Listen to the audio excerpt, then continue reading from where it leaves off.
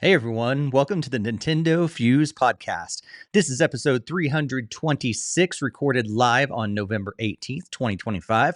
And on this episode, we're going to be talking all about some recent Nintendo movie news, as well as the Game Awards nominations for 2025, and some Black Friday deals, and a lot more. But before we do any of that, time for introductions. My name is Steve, and I'm so glad that you guys are here.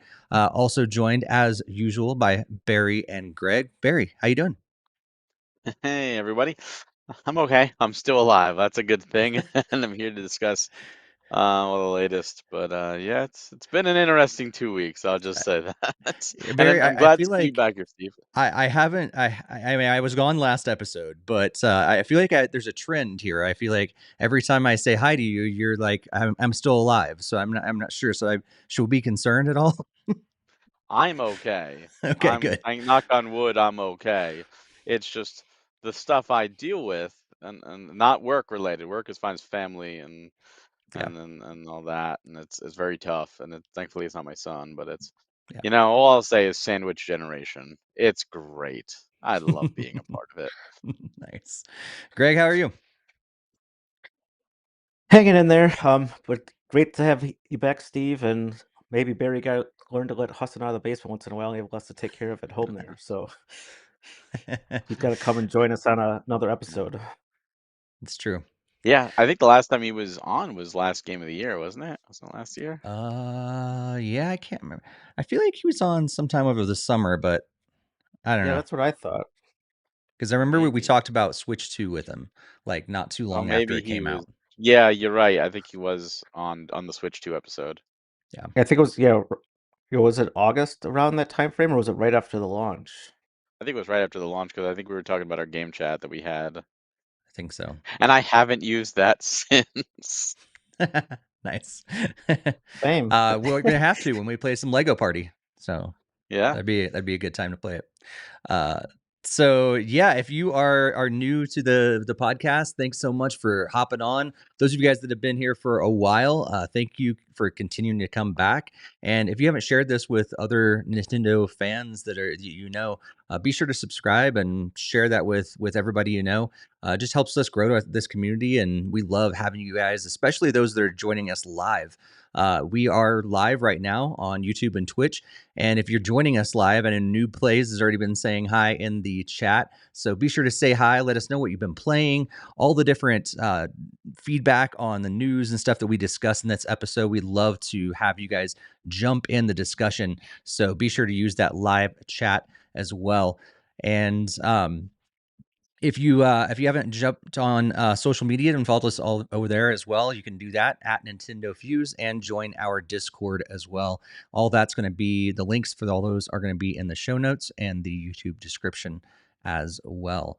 And just a programming note, next episode, it's hard to believe we are already there. Next episode is going to be our Game of the Year episode.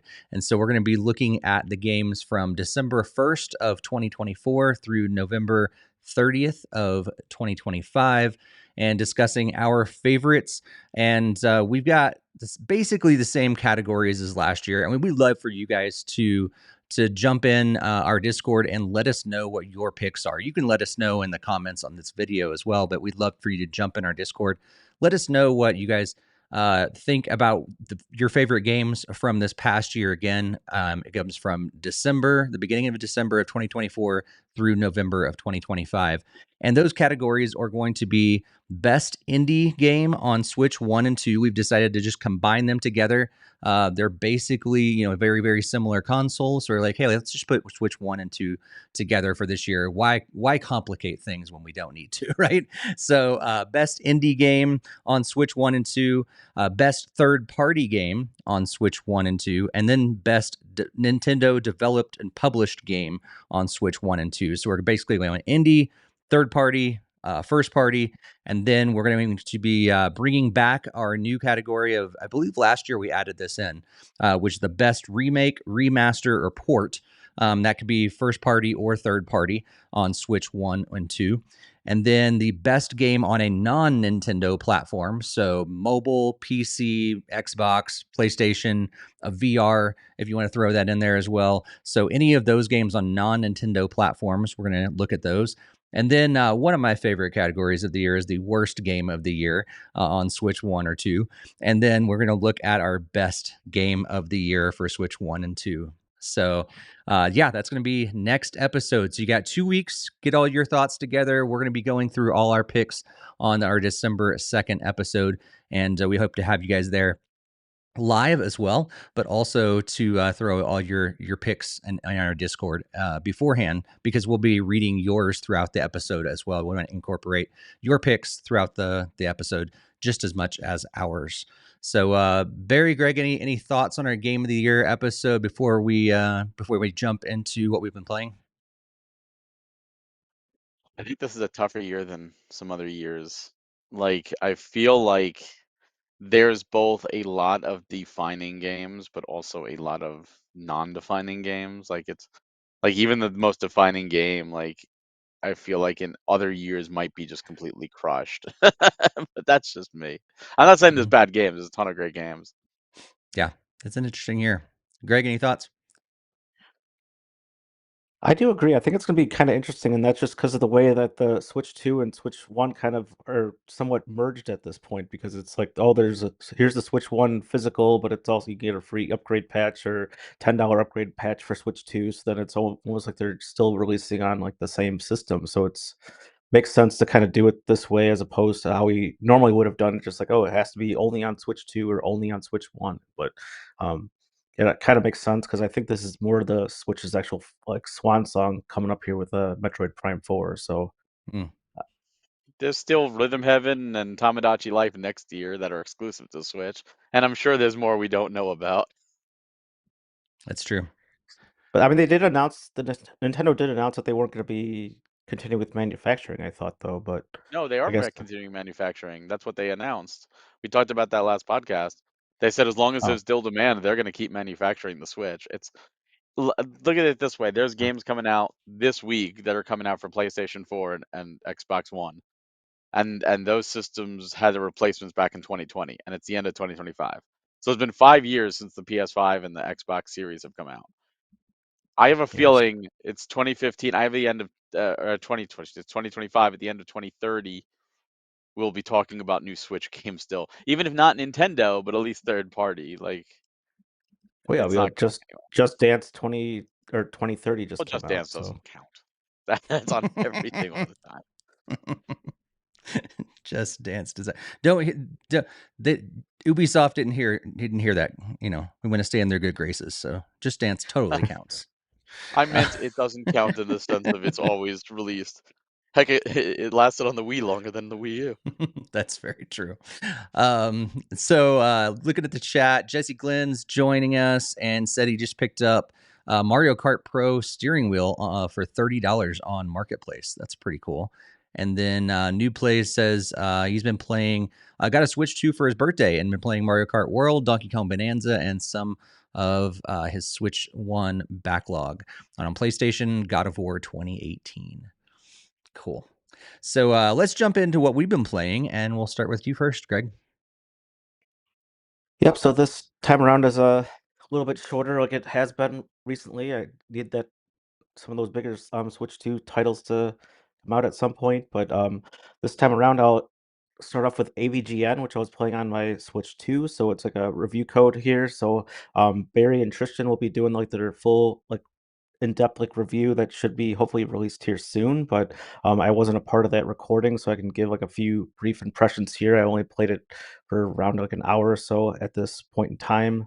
Essentially it's like a Mega Man style game on the theme of the angry video game nerd. So he turns himself into a character, and then he goes on like a battle against like a virus entity type thing that is taking over his NES and won't allow him to play any games on the NES. I thought that was a really interesting story because he's always known for playing the worst games, and he was trying to treat himself for a change to play a really good game, and then like this virus thing like took over and prevented him from actually inserting any cartridges into it. They have like a full like video that in his normal style with him in the flesh with like his normal action sequences that he does like in his other videos that he posts. So it's pretty cool to see that worked into his actual game that he was playing. So as I previously mentioned, it kind of plays similar to Mega Man, where you have like some lives and like a little bit of like a health bar, and you just kind of take down enemies and do some platforming and jumping through the levels, and then each level ends with like a boss fight, and then you just take down the actual boss. I don't think you actually earn any weapons, or at least maybe I didn't look through the pause menu yet, but 'cause I only took down one of the bosses so far, and the first stage was kind of like a nice throwback to the NES difficulty because it was definitely required a lot of tries and stuff to get through the level and just to kind of learn what kind of like all the knockback stuff and other like annoying regenerating enemy patterns and other things that go along with that. So I'll have a more in-depth review on the next podcast, but the initial thoughts is looking pretty good so far and having some fun with it, even though there are some frustrating parts to it. But yeah, that's my take on it right now. And then pretty much just kinda keeping up with my normal set of games, on Roblox, still going or was playing a lot of the Dandy's World and Adopt Me Halloween updates that finally were taken down over the last, few days here or last week. So I was able to collect all the limited time items and get that little badge of honor to show that I made it through everything and got everything there was to collect in the event. So had a lot of different fun collecting the different tunes in Dandy's World because they have different play styles, and pretty much some are faster runners than others, and others can go through the machines faster than others as well. So it's just kind of that give and take to when you're playing on a team to assemble the best teams to try to get as far as you can. But yeah, then still playing the Cookie Run Kingdom game also on the mobile device and still having a lot of fun there. And I started my final castle upgrade, and it takes over 40 in real life days for it to complete. So I've just been kind of waiting for that to go through because it's kind of like tapped out in a sense where there's some building aspects to it, and then Mhm. there's like the final castle upgrade, and then like it was took I think it was a quoted around like 40 or 42 days or whatever for it just to build. So I have one resource tied up for like 42 days and can't be upgrading other things with it taking so long on the castle, and that kind of sucks. Wow. All right. Cool. Barry, how about you? What have you been playing? Yeah, so on the Switch, I'm still doing my daily Pokemon Unite and Asphalt Legends Unite. So having fun with them. They're just great games. I went back to Pokemon Scarlet. They had a 7-star raid over the weekends, and I was able to thankfully get it. It was a tougher one. I just didn't have the best Pokemon for it, but was able to knock that out. Then did some game chat games. One we'll be talking about Tuzwa Knight, Order of the Alchemists. Uh, just a really good Metroidvania. And ironically, I actually was stuck. Like I actually couldn't get further because the game was glitched. And I've been talking with the dev, and he's like, "Oh, thanks for pointing that out." And they patched it, and I'm able to do it. So Hmm. it's really kind of almost like beta test reviewing this, which is really cool because the dev's awesome and having a blast. It's just a great. I'm at the end of the game, and it's just a great game. Uh, then another game called Motor Doom, which I'll be talking about. This is pretty much if you took Tony Hawk's Pro Skater and Vampire Survivors and said get together and have a baby, and that's what you get. It sounds absurd, and you'll have to watch my game chat or my review to hear my thoughts. Another All game right. called Windswept. This is a 2D puzzle game. It's like Donkey Kong Country, but instead of two monkeys or Banjo Kazooie with a bear and a bird, this is a duck and a turtle, and it's very much inspired by DKC. It's got DKC level hard, and so far it's I played quite a lot of it, and it's a lot of fun. But stay tuned for my review for my full thoughts. Then one more review game that will be coming out is Romancing Saga Minstrel Song Remastered International. This is Square Enix's Saga series. There's I think the fifth game maybe, or maybe it's the fourth game. They remastered it a while back, but they did some quality of life stuff, added a bunch of like foreign languages, and they brought it back out. That's the international version. So Been playing some of that. So again, stay tuned for my review on that soon. On the Switch 2 side, went back to Pokemon Legends ZA. They added an update. They had a trailer talking about the DLC, and they put in a DNC quest to get Mega DNC. So I went ahead and did that and knocked that out, and I'm ready for the DLC, which comes out in December, which was supposed to be February. I didn't buy it because I was like, oh, it's coming out in February, but now that it's December, I'm like, all right, I'll get it. And I thought I actually needed to buy it to get that quest, and turns out you didn't because my wife was able to get that quest. I'm like, all right, whatever. But the big game I've been playing is Hyrule Warriors Age of Imprisonment. I loved the first two Hyrule Warriors. I love the Zelda, so I'm like, I have to. And I had a blast. I truly had a blast with the game. I have 100%ed it. It is a lot of Wow. fun. Yep. Well, How long did it take 100% you? in the sense of about 50 to 60 hours. Okay. But I mean, like when I say 100%, I mean I've done every mission, completed every mission. I got the final credits. I didn't max every weapon. I didn't max every character to 100, but I've done all missions and stories. And I felt it was even easier to do in this game than it was in Age of Calamity, Hmm. which is cool.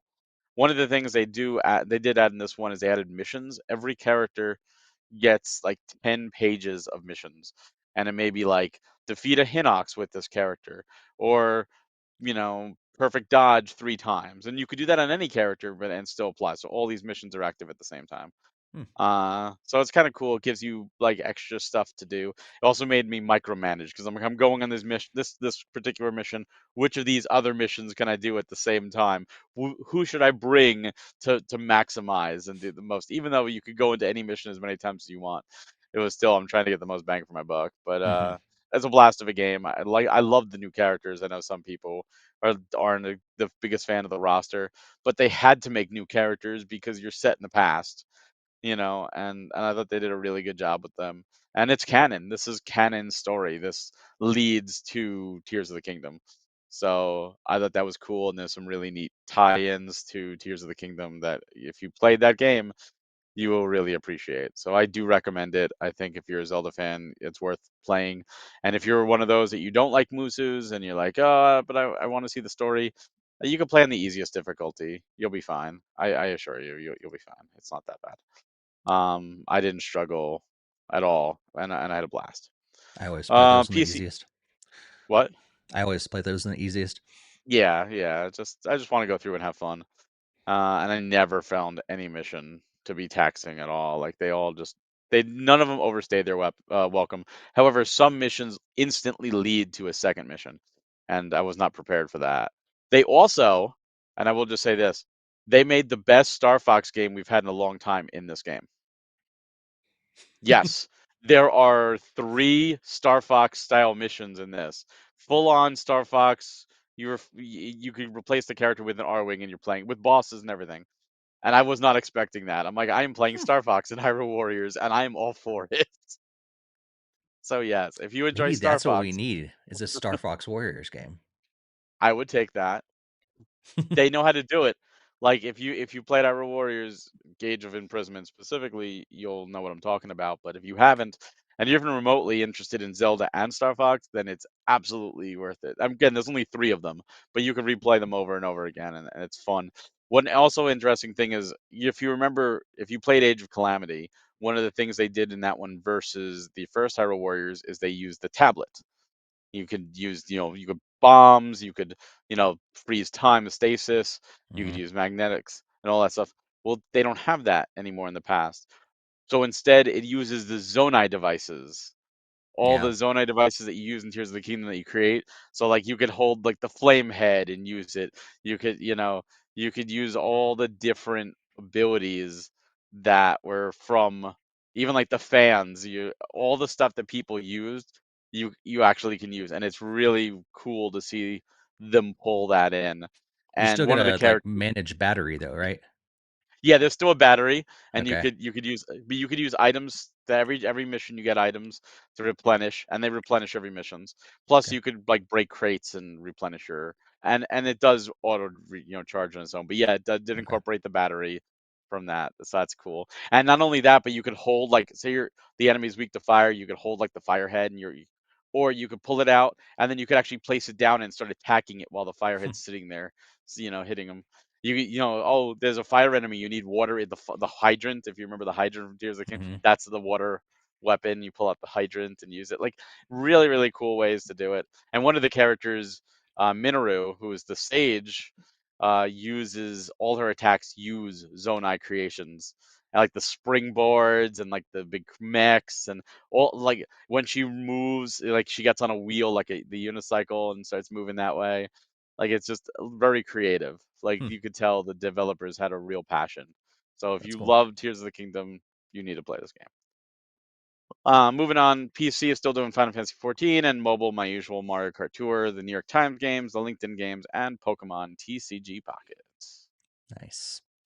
Again, if you are joining us live, please let us know what you've been playing. But if you join us after the fact, you can let us know what you've been playing in our Discord or also on the YouTube comments. I have basically been playing Pokemon Legends ZA as I travel. And one of the things I'm far from beating this game, but as I've traveled, I think one of the things that I've enjoyed about it is I can do little missions here and there. So I've got like 5 minutes. I can do something that takes 5 minutes. I'm working my way through that just little bits at a time, and I'm really appreciating that. I didn't realize that was going to be the case when I jumped into the game, and it's pretty cool because like I've got a little thing to do. I got 5 minutes. I can take it out, or I can play longer. And that's what I pretty much have had for the last couple weeks as I've been traveling, is like little bits of time here and there. And so I'm just kind of chugging away just little by little through the game, way, way, way far from beating it, but enjoying it nonetheless. It's been fun. I played a little bit of Soldner X finally, Barry. So it's the Oh shmup my that God. we still need to record to do Yes. that game chat on. Ruining But I my perfect. finally got some time to play that, and overall enjoying it. But there's some little things that I'm like, this could be improved upon. But hey, it's an East Asia shmup. I've played much worse than this game. And then I did pick up. I'm glad you're talking about. I'm not regretting my purchase of picking up Hyrule Warriors. I haven't started it yet. In fact, I just opened it maybe an hour or 30 minutes before the podcast started. So, but I haven't popped it in there yet. Mostly because I'm still plugging away. I'm on Pokemon and don't want to necessarily split my time because I have a tendency of doing that. And like maybe I should just focus on beating Pokemon before I move on to Hyrule Warriors. Especially because it's not one of those games that like it's online and I have to play it, whatever. I'm like, I can go this at my own pace. It's going to be okay. And as I was traveling, were you about to say something, Bear? I was gonna say Hyrule Warriors is one of those that's perfect as well, like to just pop in, do a mission or two, and then pop out. Oh, Because good. there's a lot of them, but it is very Yeah. free. Like But they're not as long as some of the other ones. Because I know the in some of the story other Hyrule Warriors missions, games. like the story mission ones, are usually between 20 and 25 minutes, Okay. give or take. The story ones, but the side missions that pop up, the side challenges, anywhere from like 3 to 5, 6 minutes Okay. maybe. They're Good. really quick. Good. And then mobile, played my usual Clash Royale, Lassie, and Pokemon TCG Pocket. And we have some updates. I think maybe you guys talked about the updates on the last episode to Pokemon TCG Pocket. Mhm. I'm still trying to learn all the things. Barry, thanks for all the cards you're sending me. I wish I could see which cards you need. It tells you. I thought I don't see anything. So So when you we'll have to click take a on look. it, it starts with like the B tier, which is the newest set. Yeah. And if nothing you have that I need pops up, you Yeah. click where it says B and you could switch to A and then it'll show you all the sets in my current percentage. It'll say like, oh yeah, I have Oh. 210 of 250 cards, and then you click the set and it'll show you all the cards you have that I don't have that I need, That's and what it'll I tell was you how hoping many for. you have. So it'll say, "Oh, Okay. I have I'll 3 have of to go this. I can searching send then. this over." Because that's what I was hoping for. Because I all I saw was my giant list. I was like, I'm scrolling and scrolling and scrolling just to see what is on your wish list. It And doesn't it'll that's show it. you both. What it'll do is it'll show you all the cards are missing that you have, and it'll say if one's on the wish list or not. But it doesn't matter. Like if That's it's what I if was it's a card, hoping was there, yeah, and I was so upset that I couldn't find it. But apparently, it is there. I just it haven't is found it. there.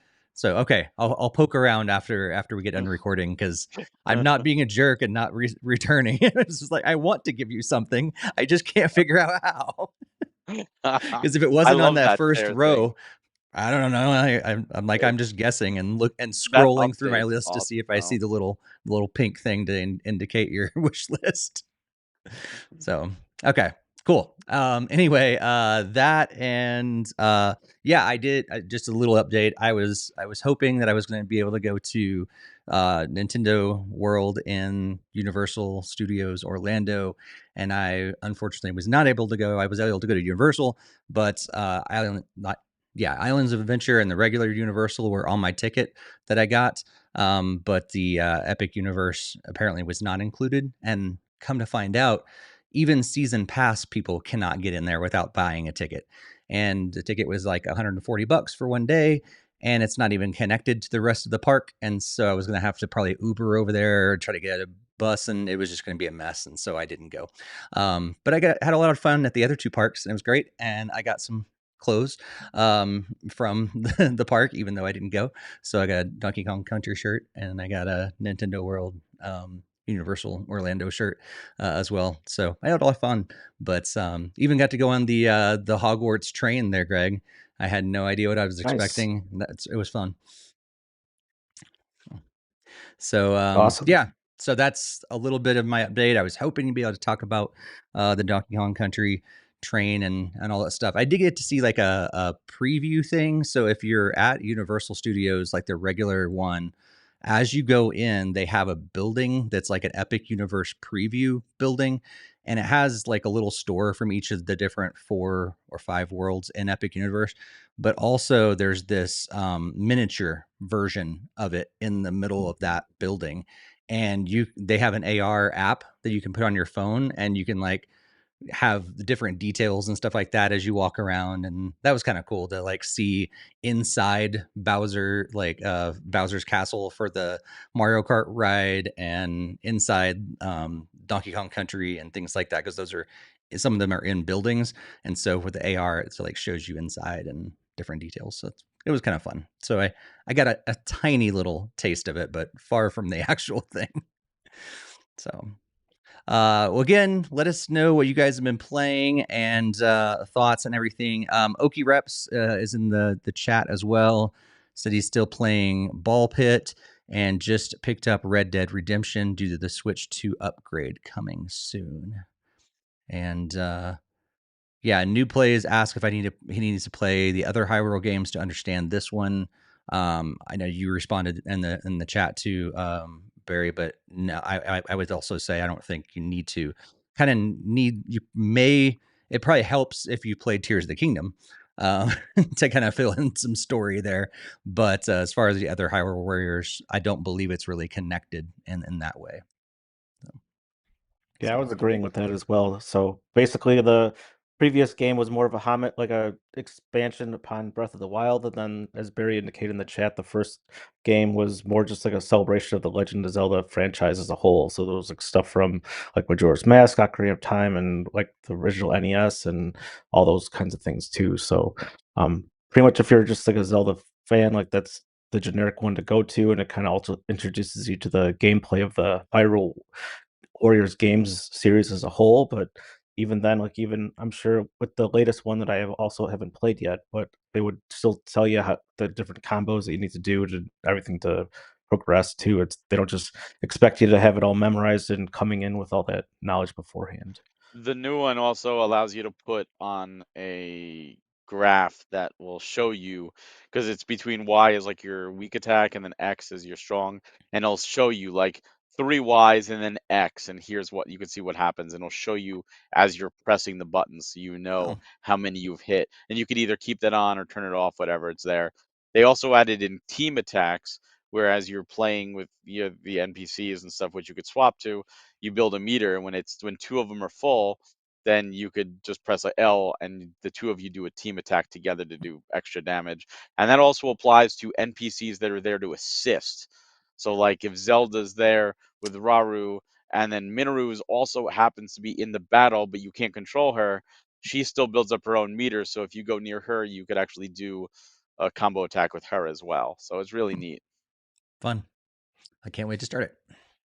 Let's jump into Same. our headlines, and then we've got three main discussions that we're going to be talking about tonight in three kind of different areas. But let's jump into some headlines and kick it off, Greg, with some Nintendo music. All right, so Nintendo Music had two new soundtracks added to the app over the last 2 weeks. So on the 10th, we got the soundtrack for Kirby's Dream Buffet, and then just yesterday, as of this recording, we got the soundtrack for Wii Fit Plus. So if you're excited to hear some music from those two games, then be sure to check out the Nintendo Music app to listen to those jams. And if you like Zelda and you like Lego and you hate the money in your bank account, boy, do I have news for you. Because Lego has teased future Zelda sets with a very short video that depicts Link and Zelda against presumably Ganondorf in the end of Ocarina of Time, which could be more sets. Maybe it's a Lego Zelda game. We don't know. But all I know is that my wallet is crying. Rip to my bank account. And we're just a few days away, a couple weeks and a couple days away from Metroid Prime 4 finally being here. Drops on December 4th. And we got a brand new trailer and some different information about the game. So if you still had questions about what Metroid Prime 4 Beyond is all about, check out this new trailer. It's over on Nintendo.com as well. And they released some new information. So some more information about the locations, the psychic abilities, and cruising around on the Viola bike, and more information about the Galactic Federation troops as well. So if you're looking for more information, that's where to find it. But if you're already sold on the game, yeah, maybe you want to stay kind of in the dark a little bit. So last week, Nintendo Shadow dropped an update for Pikmin 4. So in case you are still playing the game or still want more content to check out, it's completely free. But some of the things that they added were some decor Pikmin, just like they interact within Pikmin Bloom on the mobile devices. They've also added like a field camera to be able to take some special photos of your character and your squad and anything else you'd want to be able to do with that, including the decorative Pikmin I just referenced, and then there's even some new creature activity levels, so pretty much you can move at your own pace, and basically it's even easier than like the relaxed mode that like the difficulty setting is already there for. So if you want to have something that was not time intensive, as you don't have to make it back by nightfall, and just play as much as you want and not have to return, then there's that mode that now allows you to have even further enjoyment of the game without having to stick through the day and night cycle as previously in the main part of the game for the other two difficulty modes. So if you want to check out the update, it should be out already as of this recording. And if you thought it's the end of the year, there's the Game Awards and no more showcases happening, you'd be wrong. Because in just 2 days, on November 20th, at 10 a.m. Pacific or 1 p.m. Eastern, there will be an Xbox partner preview. Why are we talking about that on the Nintendo podcast? Because IO Interactive, Tencent, and THQ Nordic will for sure be delivering news on three of their games: 007 First Light, Tides of Annihilation, and Reanimal. And both First Light and Reanimal are confirmed for Switch 2. So if those are two games you're excited about, you can get some new information at this showcase. On top of that, they've teased even more brand new reveals. So who knows? And even Tides of Annihilation could find its way to Switch 2 anytime now. And just the other day, Nintendo finally released the Nintendo Store app for iOS and Android in the rest of the world. I believe this was available in Japan only for before, but now we have it in the rest of the world, and so you can now find out you go and purchase things directly within the app.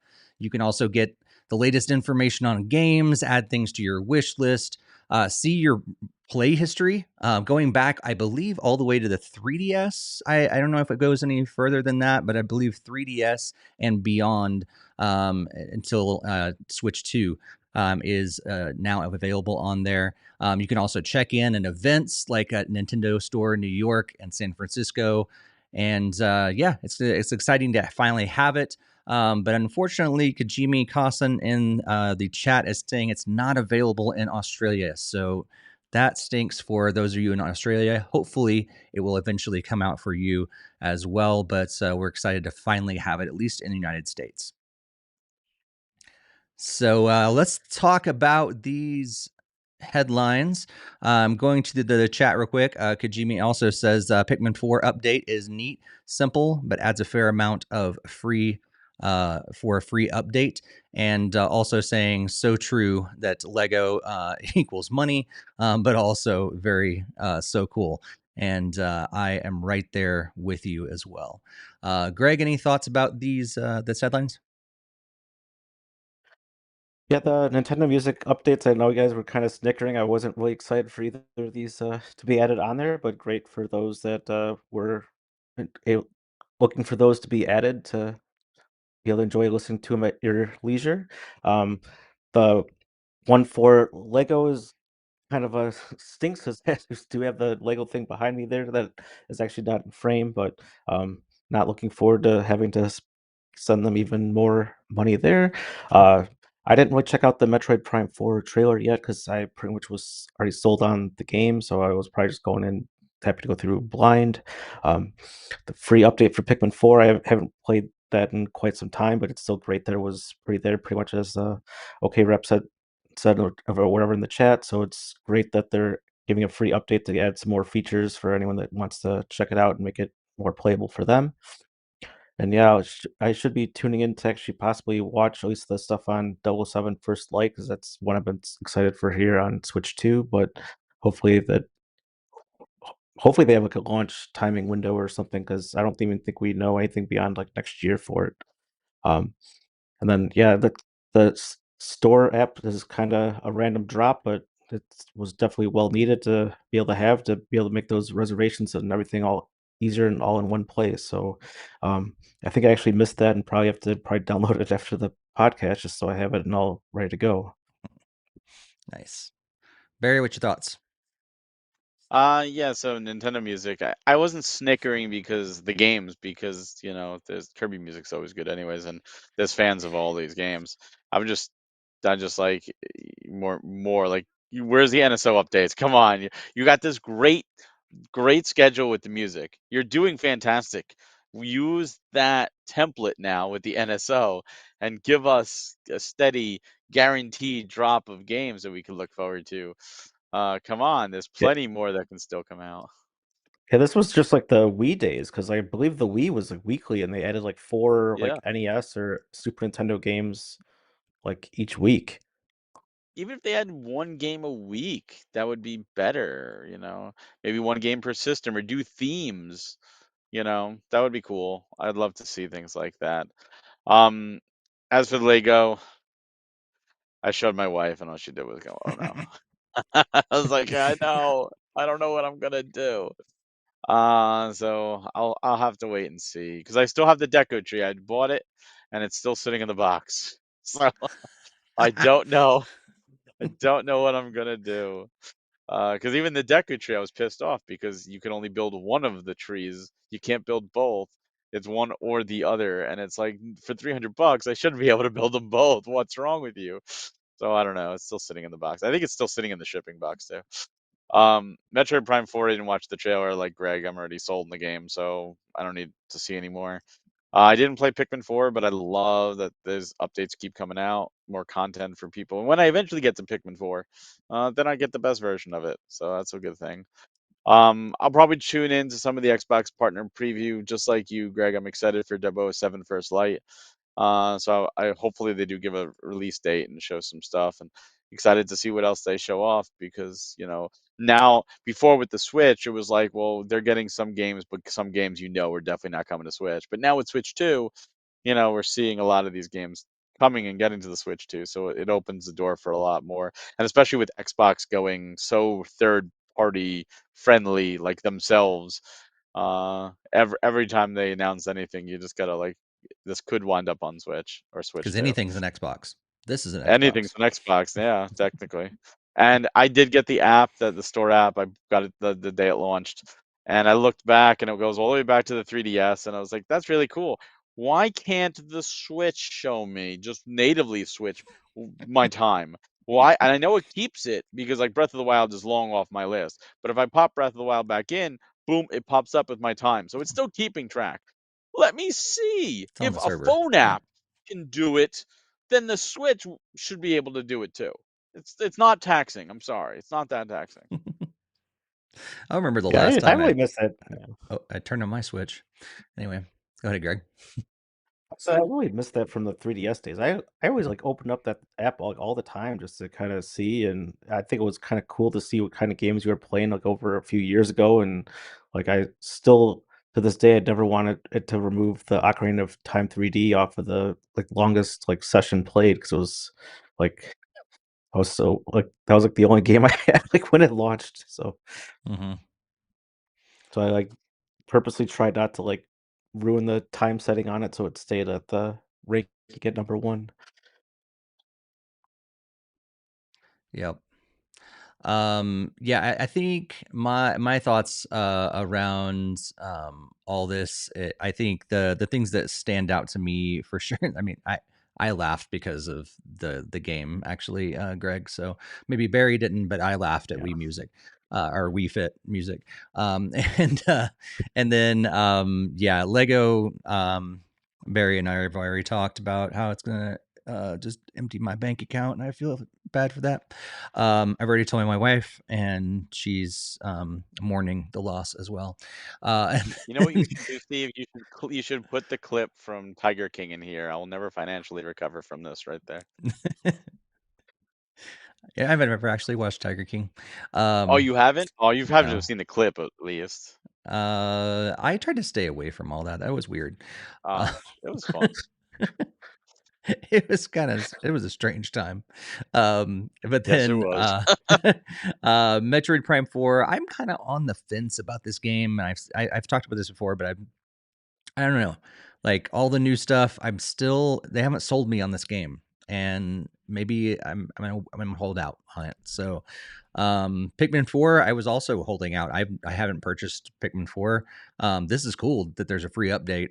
But at this point, like I've got Pokemon, I've got Hyrule Warriors, I've got so many other games that I have not played yet. So that's cool that these things AI. are happening. Exactly. And so like I don't have enough time to go purchase Pikmin and play that as well. I'm barely getting through Pokemon Legends ZA. And then Xbox stuff's cool. I do want to see more about 007 First Light for sure. And yeah, the app is cool. Sucks that it's not in Australia. Sorry about those guys down there. But I'm excited that we have it now.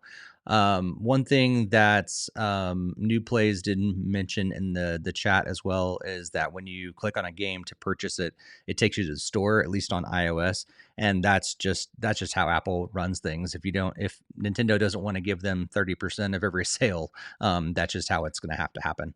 And so, but it's nice that you can at least go through and mark them on your wish list and stuff like that too. That's really cool because I have bookmarks even to redeem codes.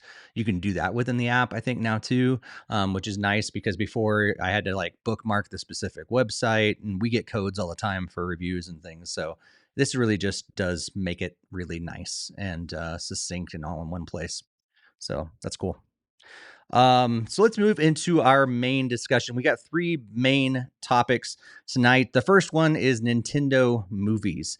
And so just the other day on November 12th, we got the new Super Mario. No, sorry, not new. It is new, but that's not what it was called. The Super Mario Galaxy movie direct on November 12th. And in it, Miyamoto was there and showed off a lot of different things. And Chris from Illumination said that they were just weeks away from completing the animation of the movie. So that's really exciting. The first trailer showed Bowser still in mini form, which was kind of funny. Although I still think it's interesting because can't he just get damaged and all of a sudden he's back to regular size? That's how the power-ups work. But anyway, um, why add logic to this? And then Mario and Luigi and others going to space, of course, because it's Galaxy. And also it seems to be grabbing some locations from Mario Odyssey, some different things that we saw within the trailer as well. Rosalina, we found out, is going to be voiced by Academy Award winner Brie Larson, who has also appeared in lots of Nintendo game trailers and console trailers over the years. We know that she's a big Nintendo fan. And then Bowser Jr. is going to be voiced by Benny Safdie, I think is how you pronounce his name. I'm not familiar with him, but he sounds a lot like a younger Jack Black, so I'm all for it. And then the movie is still set to release on April 3rd of 2026, so just a few months away. Barry, what'd you think of the the Super Mario Galaxy movie stuff? I was really excited. I'd love to see the new trailer. I don't the power up though. It's because it's a poison mushroom. So if he gets hit, he dies. It doesn't go away. He dies. So that's why he's not getting big, and they're not just gonna give him a super mushroom. I thought there was also a little throwbacks to Mario 64 because in his little castle, his paintings are on the wall. Mm, So I'm like, oh, that's got to be intentional. Like, I wonder if that's gonna be because this is like Odyssey stuff is thrown into Galaxy, so why not throw 60 and Sunshine is too and Wonder because yeah, Bowser Jr. is not only using the paintbrush from Sunshine, but he's that's using his true. Wonder form from Hmm. Mario Wonder. So they're just pretty much merging everything at Anything's this game. point. Anything's game, and of course, there's still Yoshi. They haven't shown off, and they teased him at the end of the last video. It's kind of weird though that they are jumping right to Galaxy. It's Yeah, instead of doing Mario World or Mario World and 64 or something like that, if you will, just something. But yeah, I think it looks great. I'm excited to see it.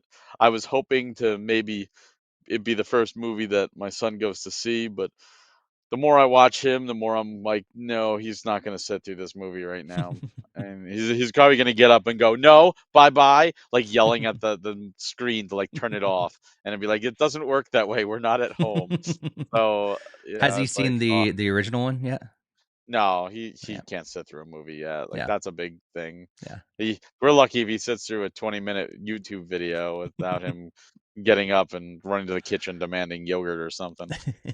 So it's one of those where I'm like, he might not be yet. So maybe the third movie will be his, he'll be able to take him to the theaters. Which means while he goes to school, mommy and daddy get a day date and go see the Mario movie without him. But yeah, it looks great. I'm just so excited. Bring it Cool. on. Yeah. Quickly in the chat, Kajimi says he thought the same thing about the mini mushroom, so I'm not alone there. Great. And then New Play says I'm excited about the movie. This movie, I'm interested in how Bowser Jr. comes into the story because I don't think he was even hinted at in the first movie. Yeah, I agree. And so I don't know. I mean, are we going to find out about how Bowser procreates in this movie? Maybe. Because he's after Peach, but apparently he had a kid, and in video games, maybe sometimes you can just overlook that. But I don't know. There may be questions in this movie. It's weird that we're also getting Bowser Jr. before the Koopalings too, It's because they also were true. introduced So how are before. they going to work all that out? They're like, oh wait, so uh, we have to actually pay attention to Mario lore now. Greg, what do you think about this? Yeah, I was definitely very excited for it, and as with you guys, I was almost more expecting like a Super Mario World or something like kind of transition over that way. But I mean, obviously with the first one, he had already Cat Mario and everything too, so that was already a huge few jumps there. But it kind of made more sense, at least with the Yoshi tease. But I mean, Yoshi was in Galaxy 2, so I guess it's all good there too. So I guess we'll also figure out that Yoshi doesn't actually live on Earth or whatever, like with Mario or something, or who knows. It's true. I even know, yeah, yeah.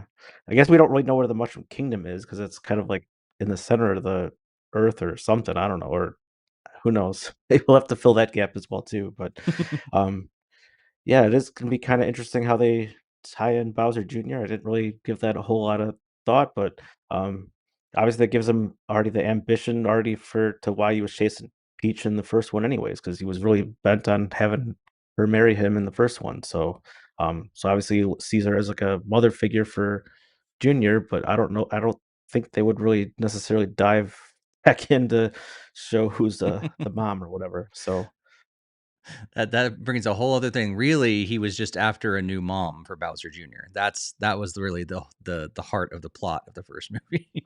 Do I you was think we'll see Miyamoto in the movie as the mother of Bowser Jr.? Because he did say he was the mother before. That's true. We'll see if Illumination actually goes there or not.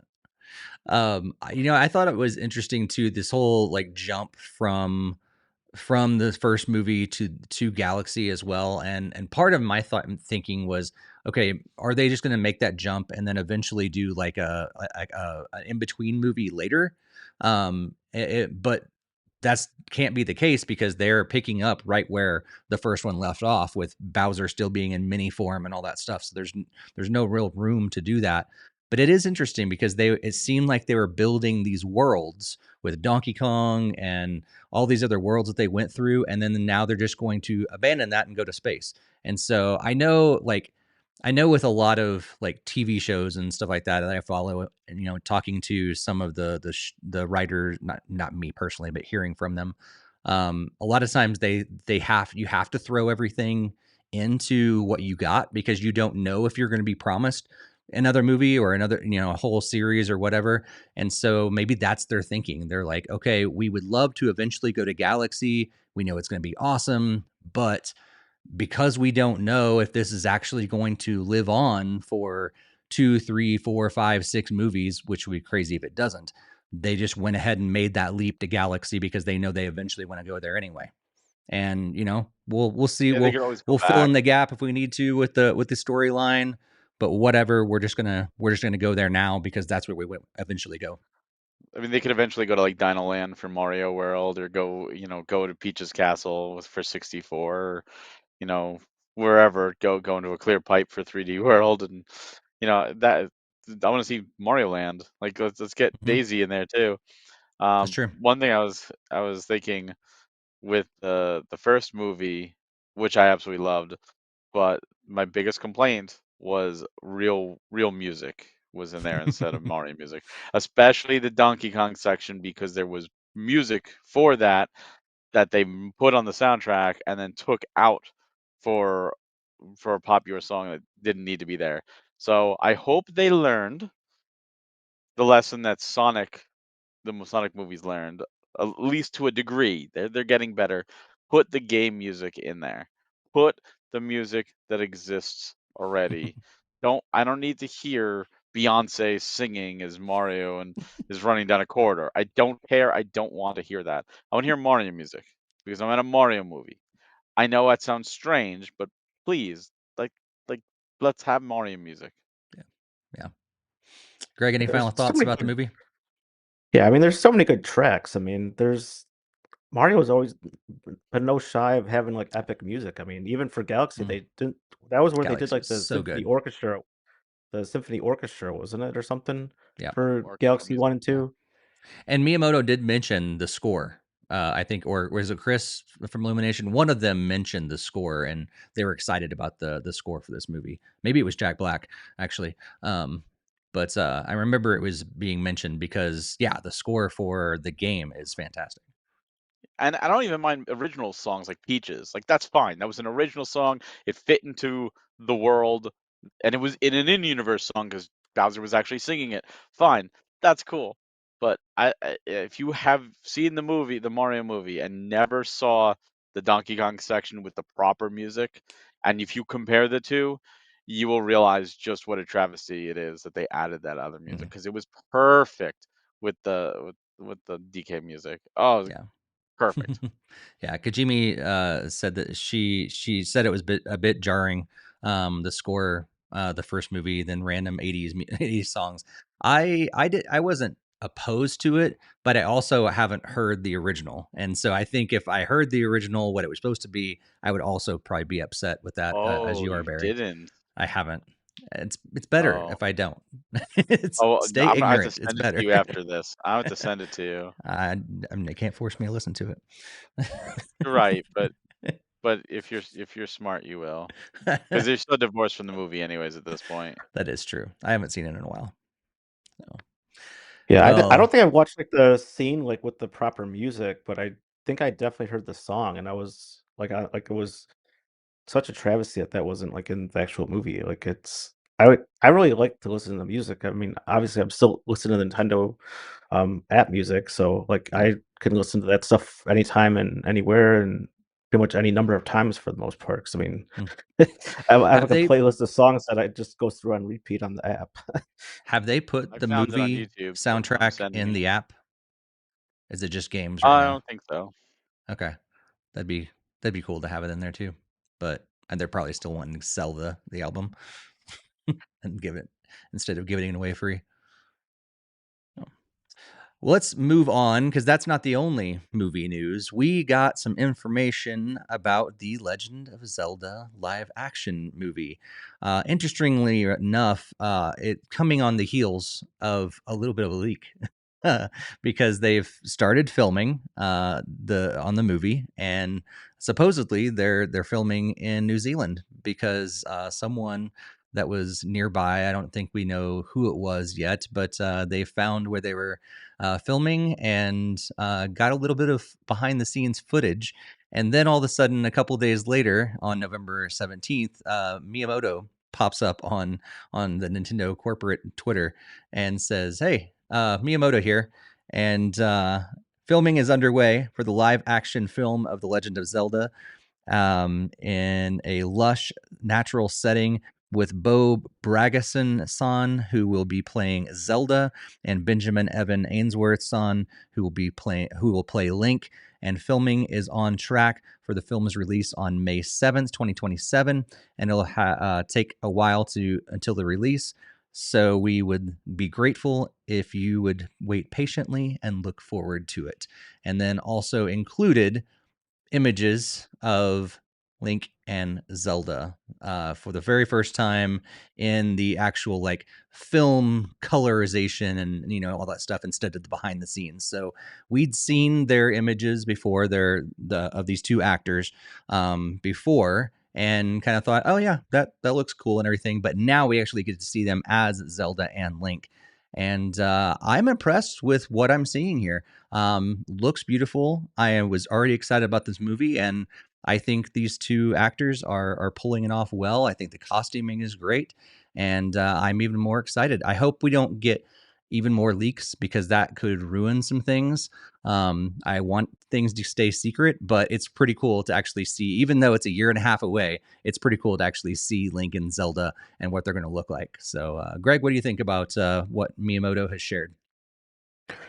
I'm definitely very excited. Yeah, I saw the random notification for the Nintendo Today app, just like, hey, here's like the filming for the Legend of Zelda movie has started. So I didn't catch the one on Twitter until like right now that we're showing it, but I'd gotten like the notification for Nintendo Today, and everything looks really cool. And as you said, like the costumes look very incredible, and it even seems like Zelda being in blue is kind of more of like a Breath of the Wild kind of takes. I know blue is a little bit more for that one there, but so I don't know if this is to dive back into that world or how this might in any way relate with that too. I mean, I know they did do um like that NES style of Breath of the Wild too, so or like when they were first developing it. So obviously, it has its ties to the first game and the throwbacks and everything that we know for that. So I guess that'd be my prediction. I guess at this point, but obviously they don't even have to.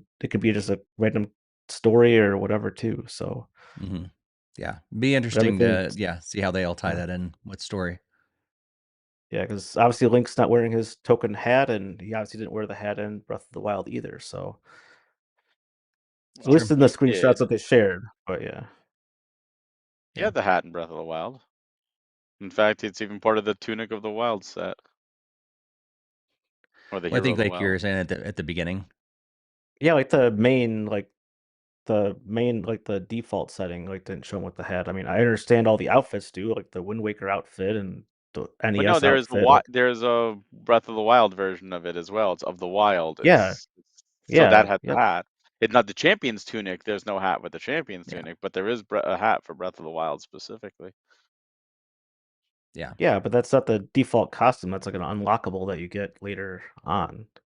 It's kind of meant that you wear the champions one because that's the one that shows in all the trailers and stuff like Right. that too. Yeah. I understand you can change outfits. That's not what I'm arguing about. But the main outfit was with him without a hat for the Yeah. most part.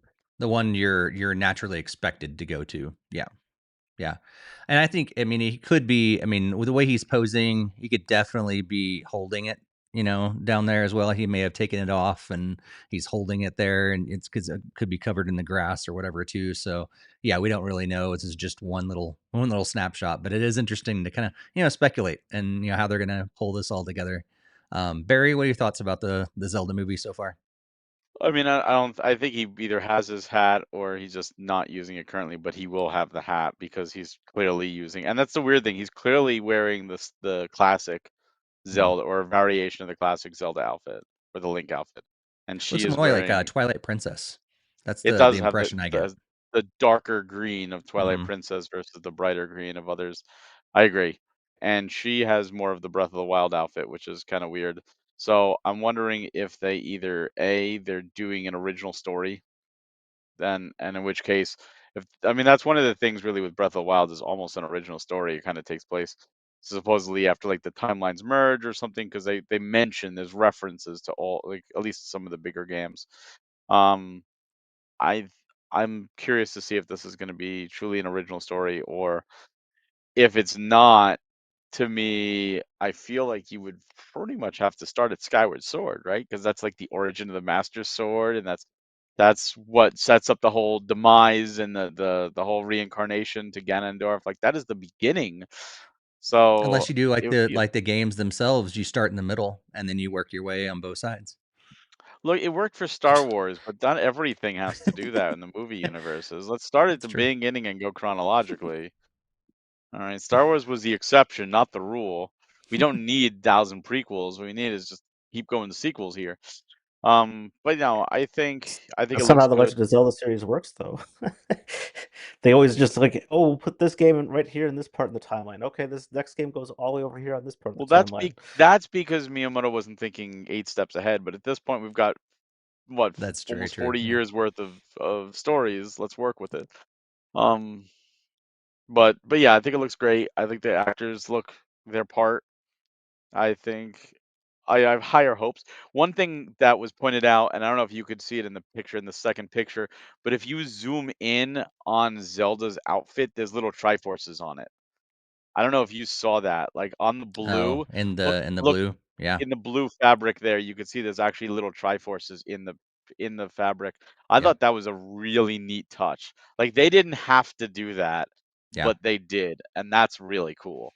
Well, also, So I I'm mean, excited. maybe even look at her, like her necklace there, like that could have some tie into it as well. I think because it kind of glows a little bit. I was like, oh, is that like a connection to a fairy or something like that?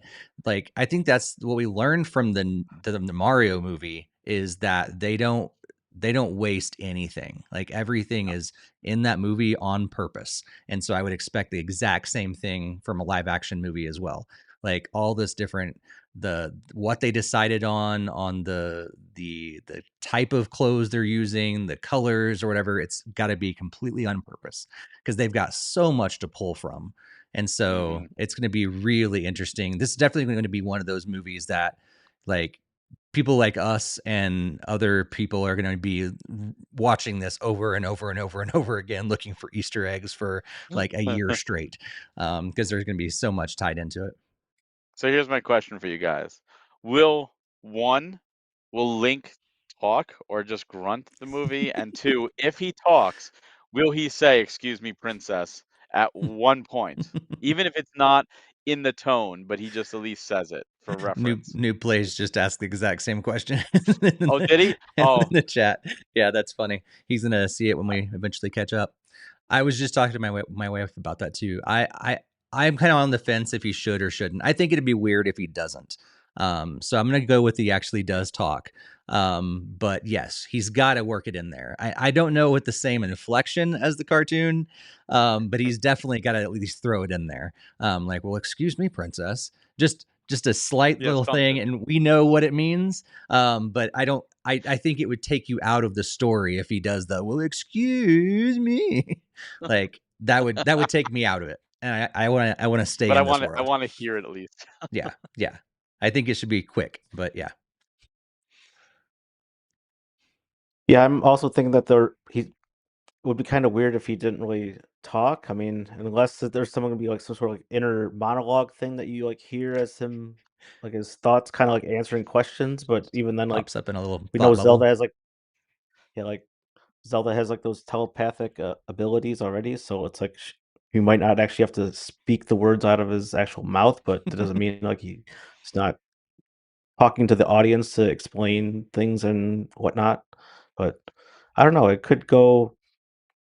I think it'd be better if he just spoke normally like a actual whatever elf, but I could kind of see them trying to do it that way to kind of keep him as the silent protagonist. But I think it would be kind of pretty difficult to do for a movie, especially since we're in past over the 2000s is like the 1940s where they just had to be silent movies. So Right. Yeah. Well, It would here's be my next really question. interesting if they didn't, because there's so many thoughts around like, okay, how would they do it? Could he be cut off every time he tries to talk? Or maybe he's actually mute, or maybe there's thought bubbles that pop up every time, or people There's a just react spell to put on him him. like in the games or whatever. Yeah, but I think and they have I to think it hit A could to be continue.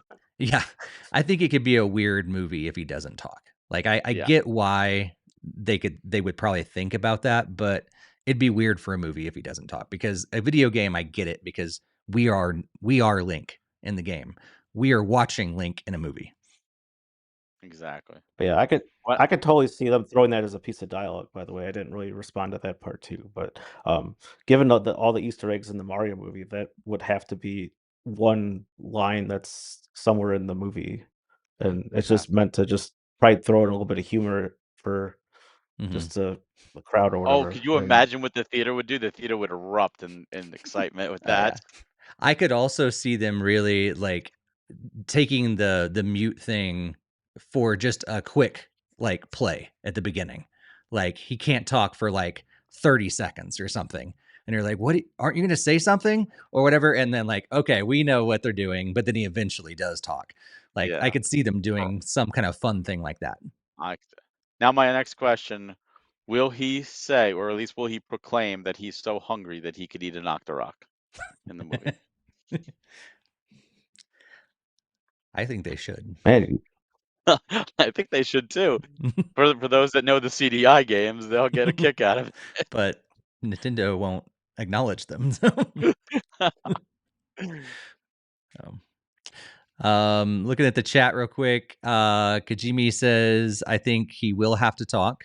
And then Roth is jumping in there and says that today is actually National Princess Day. So it's appropriate that we're talking Oh, about Princess Zelda and also Princess Rosalina earlier. And then New Play says they could play it off as he's very shy and doesn't talk much. And then Kajimi says, yeah, Link gets cut off like when Maggie didn't talk as a grown up in future episodes of The Simpsons. Exactly. Yeah. So it could be fun. I think I'm going to stand by. I think he should have a voice, but if they play it off for like a quick joke at some point, that would be fun. But yeah, give him a voice. I'm assuming a British accent. Like I feel like these kind of movies scream British accents. I don't know why. Maybe maybe you could do like Australian or New Zealand since they're filming and that kind of thing. But I feel like Lord of the Rings, all those kind of movies, just like they tell me these people are supposed to have British accents. I don't know why, but that's what I'm thinking. well, he'd probably have the same accent as Zelda because they're both Hylian. Right. Like what is Hylian accent actually? What is it actually? Well, Zelda speaks in And Breath of with the a Wild and British Tears of the accent. Kingdom, as does her, the father, the King Rowan, speaks. Mm-hmm. So So, they're both Highlands. mm-hmm. So we'll see, I guess. But I love the fact that they went with relatively unknown actors for these roles. I am so behind that. Like I love it. They won't be relatively unknown after this movie releases, but as of right now, like they're relatively unknown, and I love that for them because I don't know what else they're attached to, and so I can just go in and just believe that these people are Link and Zelda, and that's awesome. Wait, you mean they're not? That's all I Yeah, see. yeah, they totally are. Let's move on to our next big topic, and that's the Game Awards. The Game Awards is going to be out on December 11th, and we got all the nominees just yesterday. And so we thought we would just go quickly through all the different nominees. You can find them all on NintendoFuse.com. But we're going to hit all these nominees and go through this list and kind of just quickly talk about our thoughts about these nominees. So, Greg, we want to kick us off with the very first one. Yeah, so we have for best performance, we have Ben Starr from Expedition 33, Charlie Cox also from Expedition 33, Erica Ishai from Ghosts of I'm not gonna be able to pronounce some of these games. Of course, you had to throw it to me off the bat for that. We're going to say them a lot. Yote. So, yeah. Ghosts of Yote. Of Yote. Jennifer English for Claire Obscure, Expedition 33 again. Let's see, Constitute Katu from Silent Hill, and then Troy Baker from Indiana Jones and the Great Circle. For Best Ongoing Game, they nominated Final Fantasy XIV, Fortnite, Helldivers 2, Marvel Rivals, and No Man's Sky. And best mobile game, we've got Destiny Rising, Persona 5, The Phantom X, Sonic Rumble, Umamuse Pretty Derby, which is a fun game that we played a version of, and Wuthering Waves. Best art direction, again, Expedition 33, Death Stranding 2 on the Beach, Ghost of Yotoi, Hades 2, and Hollow Knight Silksong. For Best Score in Music, they had Christopher Larkin for Hollow Knight Silksong, Darren Korb for Hades 2, Lorraine Testard for Expedition 33, Toma Ottawa for Ghosts of Yotoi, and Woodkid and Ludwig Forsell for Death Stranding 2 on the Beach. Best audio design nominees were Battlefield 6, Claire Obscure Expedition 33, Death Stranding 2 on the Beach, Ghost of Yote, and Silent Hill F.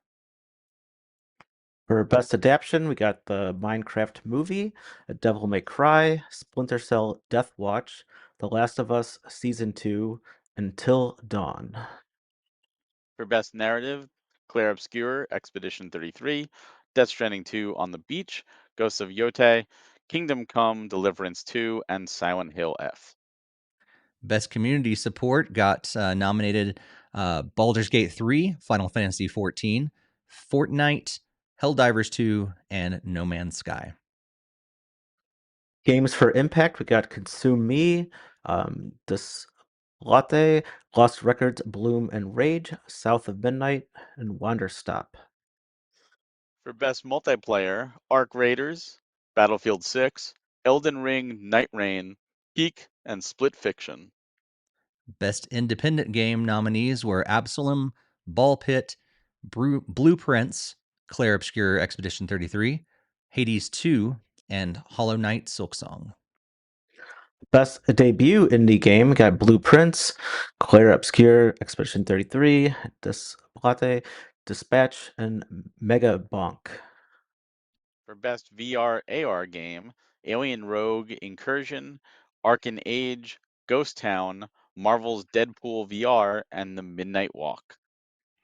Content Creator of the Year got nominated Kadrel, Kai Kennett, Moist Critical, Sakura Miko, and The Burnt Peanut. Most anticipated game got 007 First Light, Grand Theft Auto 6, Marvel's Wolverine, Resident Evil Requiem, and The Witcher 4. For Best Action Adventure Game, they put Death Stranding 2 on the Beach, Ghosts of Yote, Hollow Knight Silksong, Indiana Jones and the Great Circle, and Split Fiction. Best role-playing game nominees are Avowed, Claire Obscure Expedition 33, Kingdom Come Deliverance 2, Monster Hunter Wilds, and The Outer Worlds 2. For best fighting game, we have 2XKO, Capcom Fighting Collection 2, Fatal Fury, City of the Wolves, Mortal Kombat Legacy Collection, and Virtual Fighter 5, REVO World Stage. For Best Action Game, Battlefield 6, Doom The Dark Ages, Hades 2, Ninja Gaiden 4, and Shinobi Art of Vengeance. Nominees for innovation and accessibility are Assassin's Creed Shadows, Atomfall, Doom The Dark Ages, EA Sports FC 26, and South of Midnight. For Best Family Game, formerly known as Best Nintendo Game, Donkey Kong Bonanza, Lego Party, Lego Voyagers, Mario Kart World, Sonic Racing Cross Worlds, and Split Fiction. For Best Sim Strategy Game, The Alters, Final Fantasy Tactics The Evilise Chronicles, Jurassic World Evolution 3, Sid Meier's Civilization 7, Tempest Rising, and 2 Point Museum. Nominees for Best Sports or Racing Game are EA Sports FC 26, F1 25, Mario Kart World, Rematch, and Sonic Racing Cross Worlds.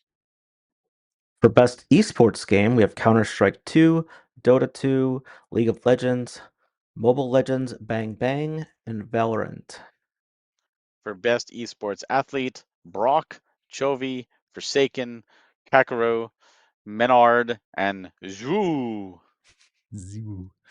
Best esports team, Gen G from League of Legends, NRG from Valorant, Team Falcons from Dota 2, Team Liquid PH from Mobile Legends Bang Bang, and Team Vitality from Counter-Strike 2. For Best Game Direction, we have Claire Obscure Expedition 33, Death Stranding 2 on the Beach, Ghost of Yotoi, Hades 2, and Split Fiction. And for Game of the Year, Claire Obscure Expedition 33, Death Stranding 2 on the Beach, Donkey Kong Bonanza, Hades 2, Hollow Knight, Silksong, Kingdom Come Deliverance 2, and Last of Us Part 1 remade again just so we could get Game of the Year award from Jeff Keighley. You had me for a second. I was like, did I leave one off the list? Looking at the most nominated publishers, Sony with 19 nominations, and then Kepler Interactive with 13, Electronic Arts and Microsoft tied for 10, and then Sega, Supergiant, Team Cherry all had 7, 6, and 5.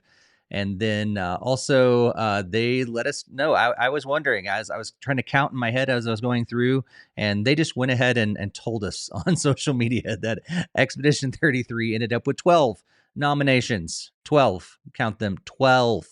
And then 7 nominations to both Death Stranding 2 and Ghost of Yotei. And then, of course, going from there, Hades 2 got 6, Silksong got 5, and Split Fiction ended up with 4 nominations, and everybody else was under that. So, yeah, what do you guys think about this year? Their nominations. Kajimi says it's a solid list for indie. Roth said yay peak. Kajimi also bummed that Mario Kart didn't get the best soundtrack. It's a pretty solid soundtrack as well. Greg, what do you think of this year's nominations for the Game Awards?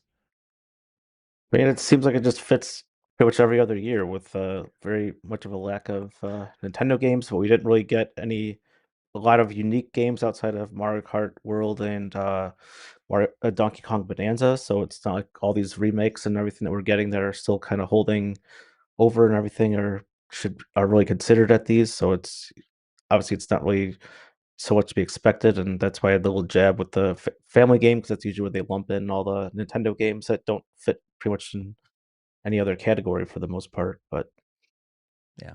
I mean, I've never really even heard of most of these games because they're not on Switch or Switch 2. But um, I definitely always like to look at the indie list to see if there's ones I missed on Switch or Switch 2 that are there. So I know I'll be at least monitoring that pretty closely and might be like looking these up like after our podcast tonight. Yeah, that's cool. Yeah, this is probably one of the first times that I've watched or seen the nominations, and I really was kind of clueless for a while. I was like, I don't like clearly these games are popular, but there's so many of them that I really don't know anybody that's like had significant time with it and told me about it. Like in the past, like I've heard a lot about the different games.